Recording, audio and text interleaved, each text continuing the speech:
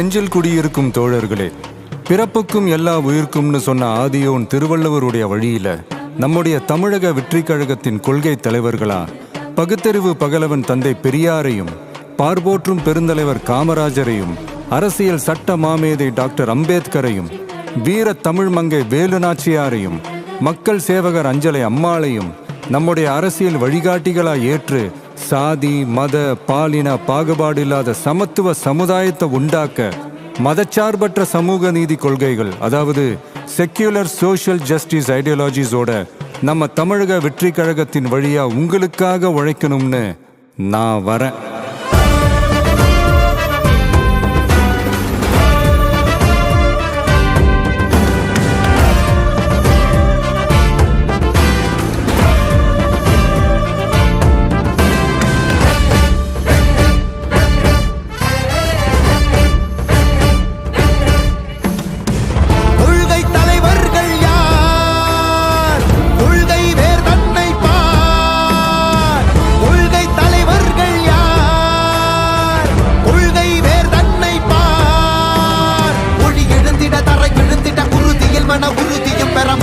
மொழி பாலினமது சமமென புது யுகம் பிறந்திட நீர் மருத்துவம் காற்றுணவோடு கல்வி உலக தரமடைந்திட அறிவியலோடு அழகிய தமிழ்நாடு என புகழான் உயர்ந்திட நமது உரிமை நமது பெருமை கரக இணைய மாறும் நிலைமை பண் பயனுற பெண் பயனுற இத்தலைமுறை கொள்ளிவர வெற்றி தலைவன் வழியில் நித்தம் செல்வோம், கொள்கை தலைவன் வழியில் யுத்தம் வெல்வோம். ஒளி தியாக முன்னோரை கொண்டாடவே மதச்சார்பு இல்லா ஜனம் சேரவே விழிப்போம் உழைப்போம் நமக்காகவே இலக்கே நமக்கே ஜெயம் நாளையே.